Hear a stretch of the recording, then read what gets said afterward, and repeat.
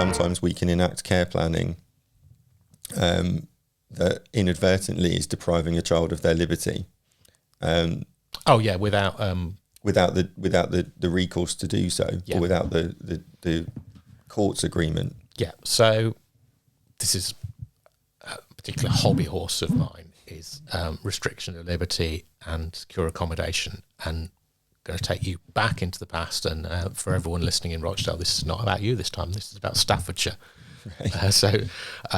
And again, Staffordshire is the sort of umbrella term, but it was happening in other places in the country as well. Staffordshire had children, and this is pre the Children Act, children in residential care who were behaving as children in residential care sometimes do, acting out, testing boundaries, running away, petty criminal behaviour, sniffing glue, having sexual relationships with one another, etc., etc. And Staffordshire introduced a sort of regime in children's homes that was involving physical restraint, locking doors, holding children down when they were trying to leave, and making, in one example, making the children wear pyjamas all the time, so it would be harder for them to run away, because you can't try and get into your local village and get a bus back to where you want to be if you're in your pyjamas. That's you stand out. And when that became problematic, I think it was a local journalist was investigating it and was like, this doesn't feel okay that we're doing this to children with just no real restriction or no real power to do this. We're just doing it. There was then a public inquiry about that, and that was called Pin Down, and it was the Pin Down inquiry and the Pin Down crisis. And it was as a result of that sort of thing where individual local authorities were just enacting their own forms of restraint and discipline and managing and controlling behaviour in residential care without, for example, nobody in these children's homes had been particularly taught safe ways of restraining people without harming them. So they were just using force. It was basically like, I don't know, a bouncer subduing somebody, but you're talking about an adult doing that to a child rather than an adult doing it to another grown man, and a grown man that's usually being violent or challenging. So the Children Act said, right, we've got to have a system for this, and the system is secure accommodation. And here's the test for it, and you can only do it for 72 hours if you're a local authority, and after 72 hours you've got to come to court and get an order, and you've got to persuade the court that this is the right thing for the child. And we used to have a very sharp, bright dividing line of, if you're doing any sort of restraint of children, if you're restricting their liberty in any way, you're going to have to come to court and get a secure accommodation order. And that was really clear and obvious. And we used to do that. And then what happened was we had a bed crisis in Secure, of the demand for secure accommodation places has gone up exponentially. And we've already talked about the things that just weren't around 10 years ago when secure accommodation units were being built, or 20 years ago. Radicalisation, child criminal exploitation, child sexual exploitation, self-harming to the extent that we're now seeing it. Those things weren't around. And so the supply has pretty much stayed static from what it was when local authorities were actually building things, which they're not anymore because we don't have capital budgets to go and build a secure children's home. And also, it would be really difficult from a planning perspective to be, hey, I tell you what I'm going to do in the road next to you is build a home for 20 adolescents that are really disturbed and are potentially being targeted by criminal gangs, because everybody in the neighbourhood is going to go, well, build it, but not near me, because it's going to tank my house prices. So we've got a massive shortage of beds, and there are no new beds coming along anytime soon, I would think, because politically there's not a desire to do it, and it's going to be very politically unpopular. Any area that you decide to do it in are just going to go, not in my backyard. Build it, but not here. And what happened as a result of bed shortage is just people got out of the habit of saying, if I want to restrict somebody's liberty, a young person's liberty in our care, I need to make an application to court and I need to do it under secure, because there are no secure beds, so I just can't do that. So you just sort of end up in this situation where, like, well, this is like diet secure. It doesn't really count. It's like, I don't know, eating chips off somebody else's plate doesn't give you any calories. It's just like, well, it's not full on secure, so we don't need to go and get this. But we do have a keypad that allows people to go in and out of the accommodation. It's not like a big key in a lock, but it is only the members of staff that know the key, the numbers for the keypad. Well, then you are locking them up. They are under constant supervision. They're free to come and go as they please, but if they go, a member of staff is with them. Well, that is a deprivation of their liberty. That's, there's Supreme Court authority and what a deprivation of liberty is, and being under constant control and supervision is that. So I think we've got away from treating restrictions to young people's liberty as being something that we should give a lot of thought to. And we end up being just like the children's homes just say, in order to manage this young person's behaviour and in order to protect other young people in the unit, this is what we're doing. This is the regime that we have. And you need the placement more than we need you, because if you withdraw this child from this placement, we've got 10 other children in the queue to come and fill that space, and you're going to have to find somewhere else for that child. So the easiest thing for a local authority to do is just say, okay, yeah, if that's what you think you need to do in the children's home to manage the children's home, we trust you, get on with it. Well, I think there's two things there that you're highlighting: absolute crisis in provision, which has led to multiple, in inverted commas, placements, the brutality of the market. You've just described that very accurately. But I think also there's some ownership for services around what we believe safety looks like sometimes. And I say we as a social worker, where we may say, actually, because of all the reasons you outlined earlier, we want to prevent this child having access to a phone or the internet because we believe that's how people are accessing them, and we believe that's linked to that person being harmed. And I believe that the view has been taken that that's equivalent to what a parent might do. And that's then led to care planning, where people have said, well, actually, that child should be have restricted access to internet, phone, social media. And actually, if they do go out, you should follow them, because if they go missing, they may be harmed. And I think that's what's then evolved into care plans. And I think what you've just described is that in doing that, what's then not been recognised is that actually they are deprivations of that person's liberty. Yeah. So basically what you should be doing is identifying with specificity what it is that you are restricting a young person from doing and why you're doing it and why you need to do it. My concern and my worry on a sort of national scale is that local authorities have effectively outsourced that to children's homes, that children's homes are the people who are making decisions about the running of their home. And I sort of understand why they're doing that. But when children are in the care of the state, in the care of a local authority, the local authority is responsible for what's happening to them. And they shouldn't be outsourcing that decision to children's homes. They should be saying, this is what is proportionate and necessary in terms of restrictions. Firstly, what do we want?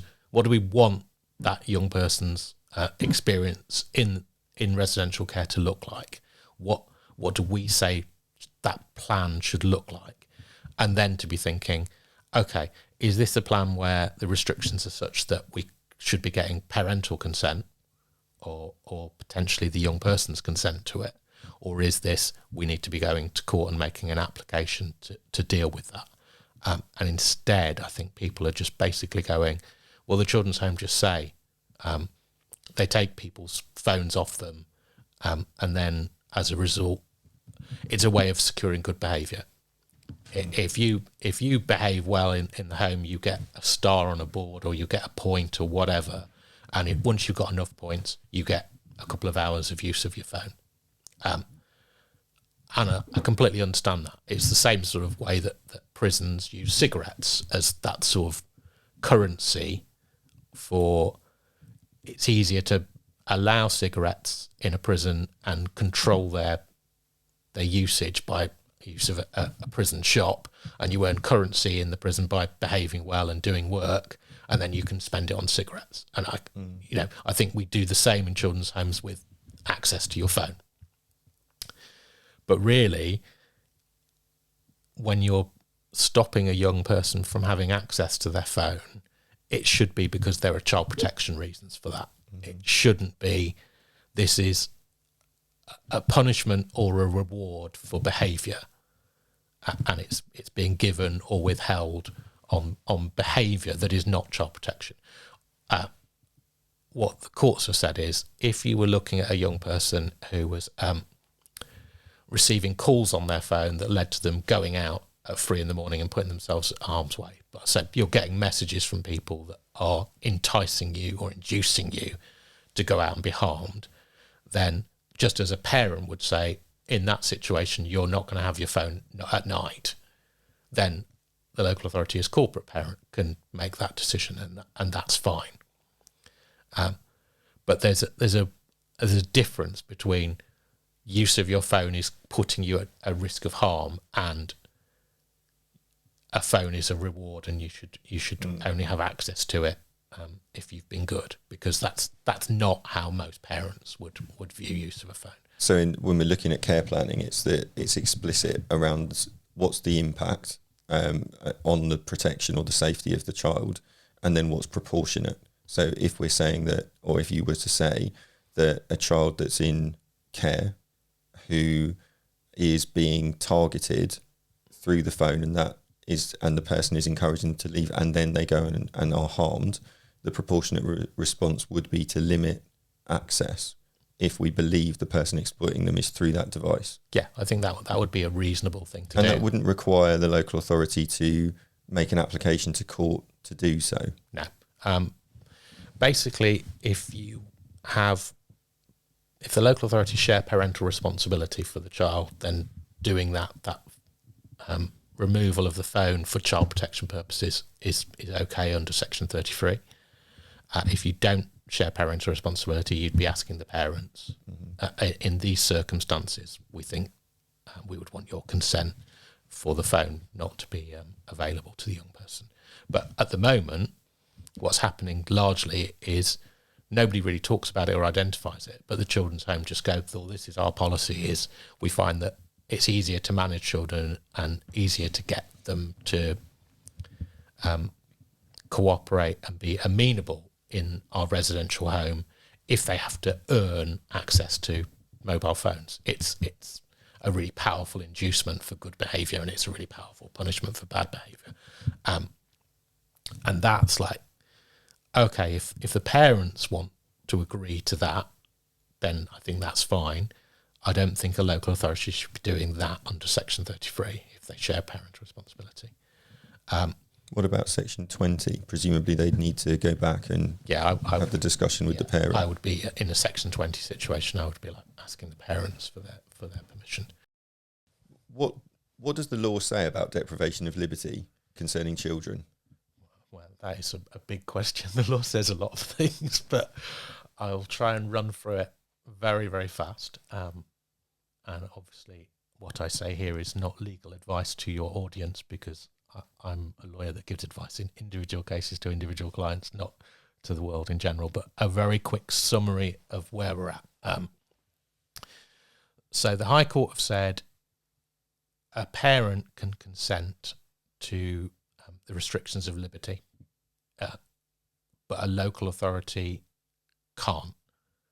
So if a local authority has a care order or an interim care order, the local authority ought to be coming to the court to ask for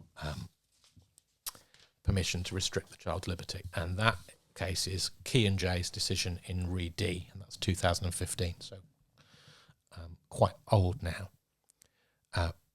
And that seemed like a decent approach to me of where the parents have parental responsibility and the local authority doesn't have it, the parent should be asked in very explicit details, here's the plan, here's what restrictions are proposed, and here's why we say they're necessary and proportionate. So don't just get the parents to agree, you can do what you like. Be like, we need to do this because of this, and we can't do it in any lesser way. Or you're having a dialogue about, well, could you do it in a lesser way, and getting it down to the minimum that you need to be keeping that child safe. And the example of that would be that it wouldn't be that we, for example, just restrict someone's phone because that's part of the care plan. It would be that we have information, or we are aware that the person that we believe is exploiting the child is accessing them through the phone, and therefore on that basis it would be proportionate to restrict access to safeguard the child. Yeah. Sort of very classic examples would be that the person who's grooming the young person says, is sending the messages on the phone saying, I've taken videos of you, I'll put them on the internet unless you do A, B and C, and that's causing the young person distress and harm, or leading them to abscond from the residential children's home so that they can meet with their abuser and stop those threats from being carried out. So yeah, that would be very classically it. You're looking at, what do you need to restrict? Why do you need to restrict it? Is there a lesser way of doing it? But where the parents are the people with PR and the local authority isn't, that's the approach to take. And up until fairly recently, that was a very sharp and clear piece of guidance. That was, if the local authority are wanting to do it, they ought to go to a court and get the court's permission to do it. And then we come to the 2024 decision of Re J, which is a Leave and J decision. So again, High Court. So Kean J is a High Court judge, Leave and J is a High Court judge. Mm-hmm. So neither of them is superior to the other, but they're both superior to me and superior to circuit court judges. Mm-hmm. So they tell us what the law is and we follow the law. A court of appeal or the Supreme Court could overturn them, and a different High Court judge could come to a different view to these decisions, but they would be informed and guided by them. So the Leave and J decision was about a young person in residential care. The local authority shared parental responsibility, so they couldn't rely on parental consent. The young person was self-harming in various ways, including, I think there's a detail about them eating light bulbs, which is obviously incredibly dangerous for the young person's health. Local authority in the children's home said, we're going to need to restrict this young person's liberty in various ways in order to keep them safe. And following the Kean J decision of Re D, we will go to court and seek the court's permission. When the case came before Leave and J, she looked at it very carefully and said, effectively, it's really, really obvious that this young person's liberty needs to be restricted in order to keep them safe. It's such a clear and obvious thing that they would need to have those restrictions in place in order to keep them alive effectively, that this is a case that the local authority didn't need to come to court, and they could use their Section 33 powers under the Children Act. Section 33 is basically what allows the local authority to make decisions in relation to children. And Leave and J looked at cases about vaccinations. Vaccinations, as you're probably aware, have had an absolute ton of litigation about them. Firstly, your MMR vaccines because of the Dr. Andrew Wakefield stuff. And then secondly, COVID vaccines because sections of the internet were convinced that they were experimental and harmful and putting microchips in them. So there are a lot of parents that were like, I do not want my child to be vaccinated with either MMR or COVID. In the High Court, for a while, there were, just like this case, different judges saying different things. Some judges were saying local authorities should come to court and say, we want to vaccinate this child, the parents don't consent, court, what should we do? And other judges were saying, local authorities, you should just exercise your power under Section 33 and just vaccinate the child, and if the parent wants to stop you, the parent should come to court and make an application to stop it. And we went back and forth with various decisions for a while, and then the final decision was local authorities should just vaccinate the child, but what they should do as a matter of good practice is to tell the parents, we hear what you say about vaccinations, we hear that you don't agree to it, we're going to do the vaccination, but you've got a window of time. If you want to go to court and try to persuade the court to stop us, then you should do that. The onus is on you to go to court to stop it, rather than us going to court and saying we want to do it. And in this Re-J Leaven-J decision, she said, I think it's sort of anonymous with that.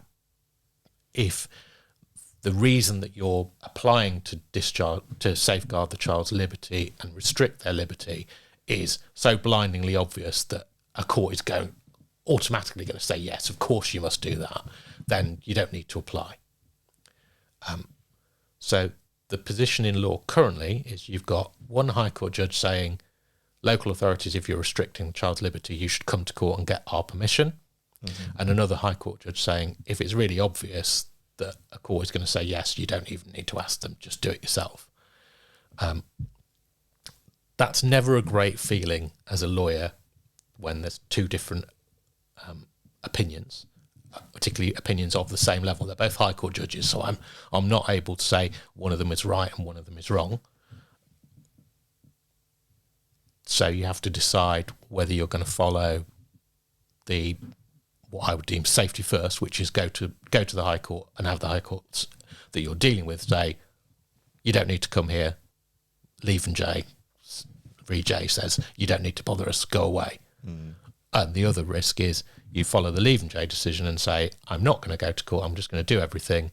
And then somebody later takes you to court and you've got a High Court judge saying, of course you should have come to us with this. So I would rather do the safety first and go. I'd rather be told by the High Court, you didn't need to bother me with this, rather than be told by a High Court, what the hell are you doing? You should have come and talked to us about this. I suppose in summary, anything that we're considering in care planning that is in some way or would be seen in some way as a deprivation of liberty, the starting point would be to seek legal advice within the local authority.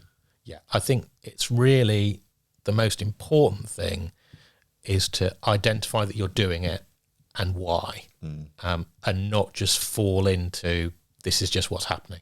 Mm-hmm. So to be very proactively decision-making about it and not just, well, this is happening, or even worse, I didn't even know this was happening. I've had cases involving restrictions at a children's home where the social work team felt that what was happening was too restrictive, and the home was saying, well, like it or lump it, effectively. That's what we think we need. If you want this young person to be in this unit, you have to do it. And I think it's about really proactively deciding what, from a social work perspective, are the restrictions that you actually need to happen. There'll be some considerations not just for area teams. There'll be considerations for placement services and also for commissioning around the contracts with providers, around us being really clear. I say us, the local authorities being really clear as to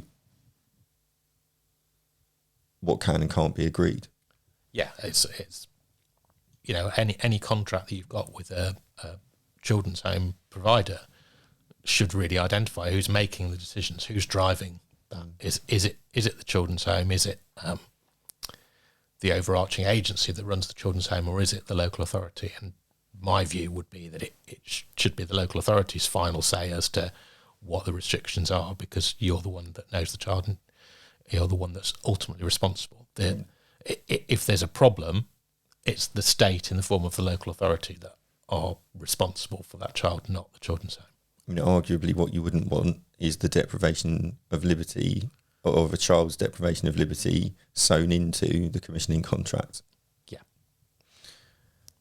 Especially on a sort of one-size-fits-all. Yeah. So it should be tailor-made for the specific child and be revisited about, we felt at this point this is what was necessary, but we've now moved on, and either there's a new problem that needs addressing, or things have ameliorated a bit and you can be less restrictive. But yeah, what you don't want is a contract that says every child in our children's home, these are the restrictions that are in place, because that's going to be quite hard to defend. I understand from a children's home provider point of view, why they would rather just be like, everybody here is subject to the same rules. Because, if you're just imagining day-to-day life in that children's home, if you're going to get pushback from children that, how come they get to do this and I don't? Why does she have her phone? I don't have my phone. That sort of thing becomes more complicated.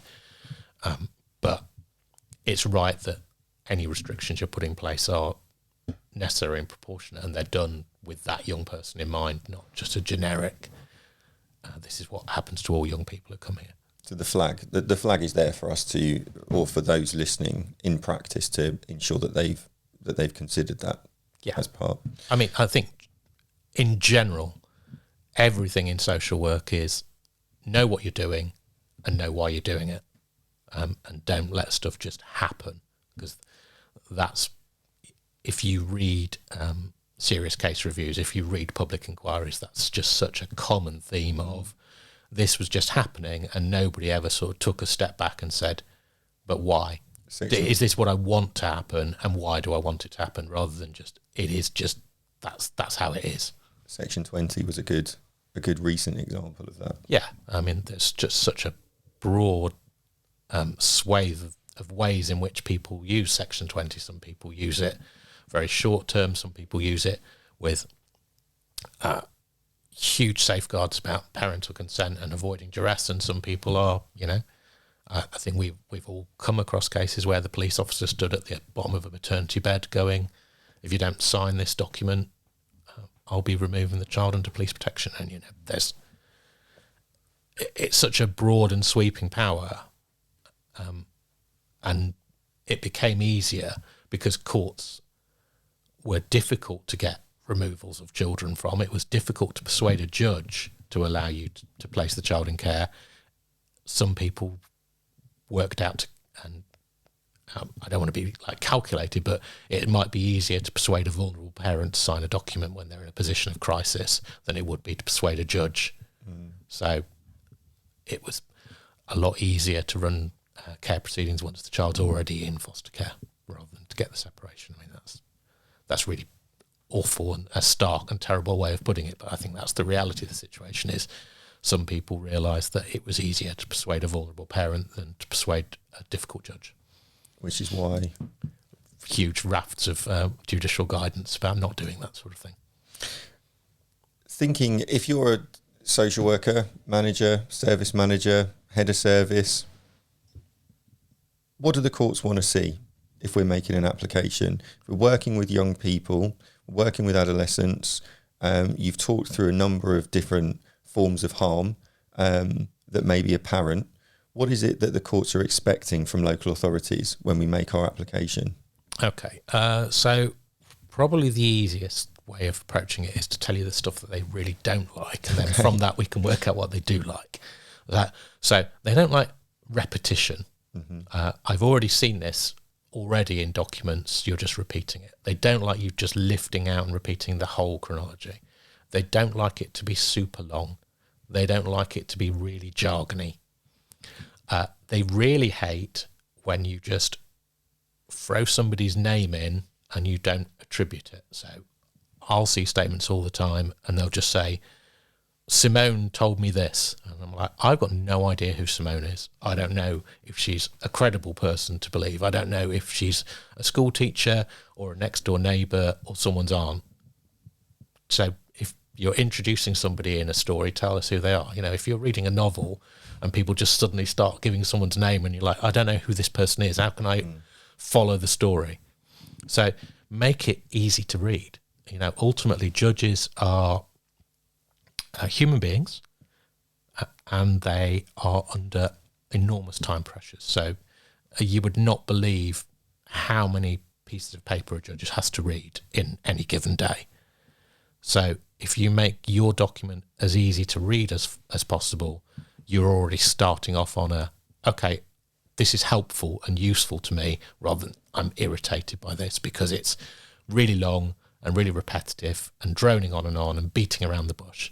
So what I like from a statement is very early on, I would almost think straight after you've said who you are, is what are you asking for and why are you asking for it? So you're putting really a summary at the start, because then I can read the whole thing and go, I can pick out from the statement now what's important in this and what's not important. And then set out for the court, okay, what's the background here? What's this young person about? What are they like? If they're in care, how long have they been in care? Why are they in care? What's their relationship with the parents? So give me, firstly, what do you want? Why do you want it? Secondly, like, who is this person?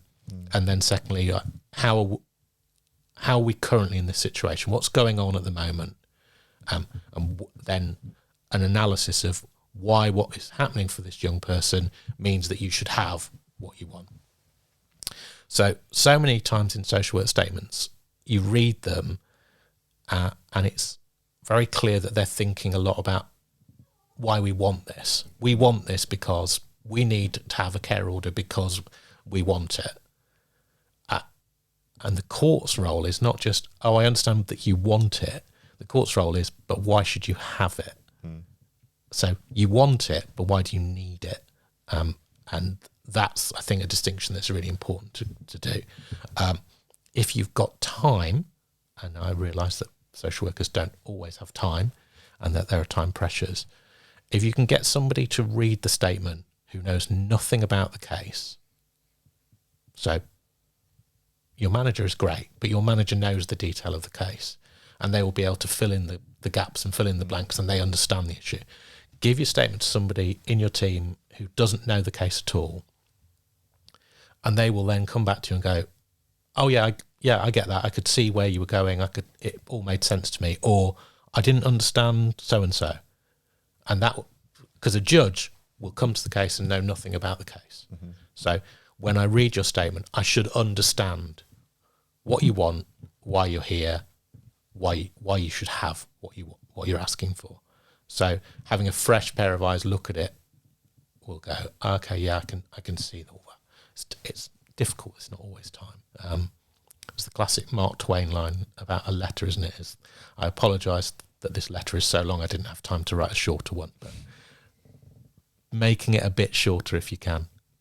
I think we're all guilty of long-windedness, he says, being very mindful of his answers on this podcast. I was thinking actually then around, once you've set that out, what you're expecting to see by way of a care plan, and ultimately when I'm reviewing, when I've written and when I've reviewed care plans, what I'm expecting to see is the so what question. So once we've set that out and detailed why it's necessary and for the reasons for that, what I'm then expecting to see is the plan to respond to those things. Yeah. So if I sort of did an analogy, if you were a doctor and you were saying, we want to put this child in a hospital bed, and you did a big statement about this is all the reason why this child needs to be in a hospital bed, the so what question is, well, okay, when they're in the bed, then what? Then what are you going to do with them in the hospital? Well, I understand that they've got kidney problems and that this is a risk to their health, and you need to have them in a hospital bed because you can't do anything with them. You can't fix somebody's kidneys outside of a hospital setting, but you are going to need to say to me, I'm going to do this kidney operation, I'm going to do a kidney transplant. We may have to do a dialysis. There may be a wait for a kidney transplant. But you've got to be telling me what the long-term plan is. And the difficult thing with any restriction of liberty or saying to a court, somebody else needs to care for this adolescent who's admitting challenging behaviour is, what are you actually going to do when they're in a safe setting? It's not enough just to go, now they're safe, they'll just have to live the rest of their life in care being safe. The idea of care is you're going to actually have an exit strategy of addressing these problems. And maybe you can't address the problems while they're under the grip and the influence of toxic adults who are just disrupting everything, and you need that break and that firewall of geographical distance and being able to restrict access to those people. But what's the work you're going to do to actually address it? The so what is a really good way of putting it. I think for me, that's certainly the case when people have said, well, this child was suffering extreme harm, suffering significant harm in the community. They were placed in care for a period of time, and then they've come back and they're suffering just as much harm. I'm thinking, well, what was done at the point that that child went into care? What work did we do to support the young person, to build the structures around them, to disrupt those that are causing harm, to improve relationships?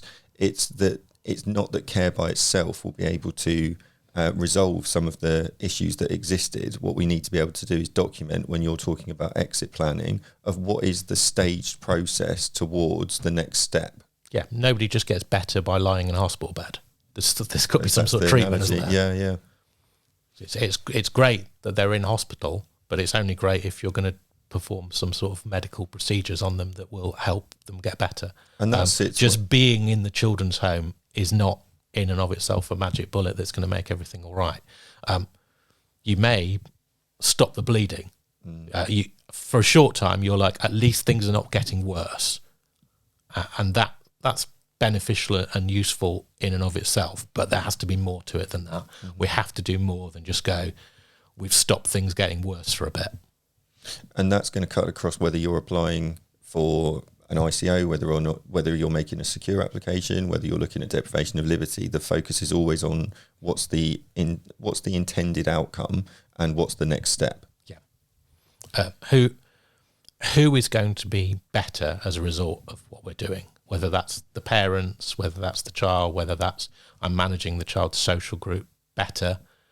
But as a result of the planned intervention that you're doing, you have to have a goal that somebody is going to be better as a result of it, and ideally that you're the child. I think there's certainly, if I reflect on my practice, when I've been ultimately making a decision between two outcomes that will both carry harm, or several outcomes, in fact. One can be that child remains in a particular setting and we can put X, Y and Z around that, and we're working on the basis that we hope to increase safety, and that may include the disruption of harm. The other alternative, and some of the network may believe that care is the right setting, but that won't be without consequence, or some may argue that secure is the right setting, and again that's not without harm as well. And so whatever decision that may be taken will also involve something that we'll need to respond to, and perhaps in a different way. And I don't know if we always reflect that effectively when we're putting the options forward to inform the court's decision. Yeah. So in general, a lawyer will generally think that court is a good thing. And that putting something before the court is a good thing. That won't always be the case. Like, there are ways of managing situations outside of court. But I think the important thing is that you're making the decision proactively and you're not just drifting, and not just, well, this is what's happening because this is what's happening. It's that somebody at some point has taken stock and gone, right, what is our plan and why do we think this is the right plan? And even if it doesn't turn out to be the right plan, you're way further along the road than 90% of cases because you actually had a plan and you thought about what that plan was and you thought about why this was the right plan rather than, well, this is just what's happening this week. So I would always say, look, even if your plan doesn't work, it was still better than just drift because you actually you thought about it and you found something out. You found out that this plan isn't the right plan. So you're further along. You now know, well, I can take that option off the table because we've tried that and it didn't work, rather than just, well, we didn't even really think about it. We just live from day to day. That's, I think, always the challenge in social work is like you're fighting fires all the time. Every case you've got has just got so much demand on your time and there's so much crisis management that it's hard to step back and go, I'm going to move from crisis management to strategic thought. And the strategic thought will eventually pay off. It's hard in the moment because you've got to find time to step away from crisis management to do something different. But it does pay off in the long run because that's the way you stop crisis. It saves time in the long run, yeah. If you can carve it out, absolutely. Yeah. I was thinking when you were talking, the analogy that I have in my mind, it's why I could never cheat at maths, is that you could come up with the answer, but you had to show your workings out. So you couldn't just say, well, it's this. because you had to outline why. Yeah. I want to ask you another question, and it's Is it a maths question? No, and I realise it's a massive question, because I was just going to say, so as a local authority, if we go into PLO, so my question, what assessment should we be looking at? But in the case of young people, sometimes there can be confusion as to what we should be looking at in terms of assessment that we complete within the local authority, or that local authorities complete. I still speak as I work within one. I know, you've never really left us, have you, James? Oh, no. So thinking around the assessments that the social worker will complete, and when it's appropriate that we seek external assessment. Okay, that's a huge question. No. Right. Maybe we'll narrow it down. I would look at the Eileen Munro thinking about assessments, which is that sometimes we have assessments because we've got decision paralysis. And it's like, all of the options here are not great. The actions that you need to take are unattractive. There isn't a clear and obvious answer. So if I just gathered more information, it would push me towards being clear about what the right thing to do is. And just drawing that distinction between, I've got a question that I can't answer at the moment, and I need to do an assessment to answer that question, and I don't know what the answer to what should we do is. So if I just do an assessment, that will hopefully come up with the answer. Mm-hmm. So sometimes an assessment is just a way of kicking a can down the road and saying, we don't have to make a decision because we're doing an assessment. If you've actually looked at the decision that you have to make and say, I can't make that decision because there is this important unanswered question, and I need to know A, B, and C before I can make this decision properly, then that's the time to do the assessment. And then when you've looked at, I need to know A, B, and C, then you're thinking, is this within my experience as a social worker? If I went and gathered information and did the work, would I be able to answer A, B, and C? Or I don't think I could, even if I spent 12 weeks doing this. I can answer A and B, but I can't answer C. Then C is the time that you're thinking, well, if I really need the answer to C, and do I? But if I really have looked at it and I do need the answer to C, and I can't do it as a social work assessment, that's when you look to go external. So I think often people do assessments because that's what we do, and more information is always good, and it also postpones a difficult decision. If you're actually looking at, what do I need to know that I don't currently know, other than what's the right thing to do, because that's just decision paralysis. If it's, I can't actually decide this because I need to know, for example, before I decide if this child's going to come into foster care or not, I need to know if Auntie Barbara will take the child, because that would be better if she was a good candidate. So I need to know if Auntie Barbara will take the child, and I need to know whether she'd be capable of doing it. And that's a perfectly valid assessment to do. So it's about, don't assess just for the sake of it. You're assessing to answer a question that, without the answer to that question, you can't really move forward. But I think Eileen Munro really identifies very clearly that it's a natural tendency in social workers to go, the information will become, the decision I have to make will be more clear the more information I have. And information is, we're going back to maths again, like if you did a graph, it's a diminishing return, you know.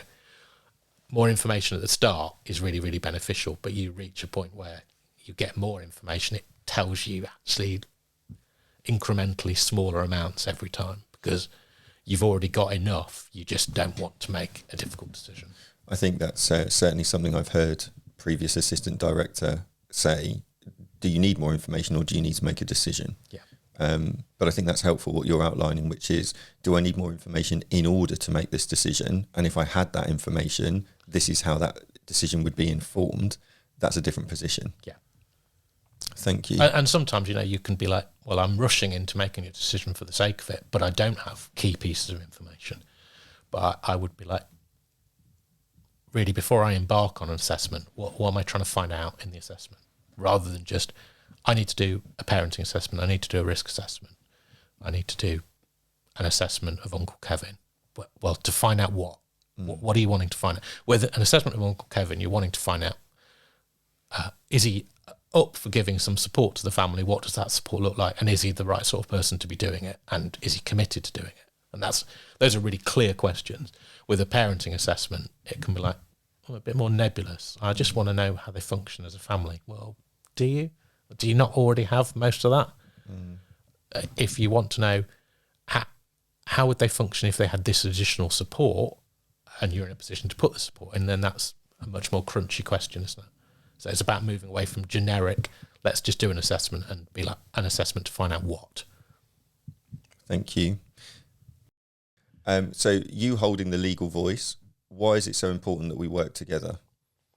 It's vital to work together because we both have a different perspective on things, and just having that extra voice and extra discussion and dialogue, ideally you're helping each other problem solve. And that's just a helpful way of doing it. Law can help you provide some tools to solve problems that might not otherwise be available to you. We're not always a solution to everything, but we can't help if you don't talk to us. And I think you've demonstrated the benefit of that today. So all that's left for me to say is thank you very much for joining me. Thank you for having me. Thanks.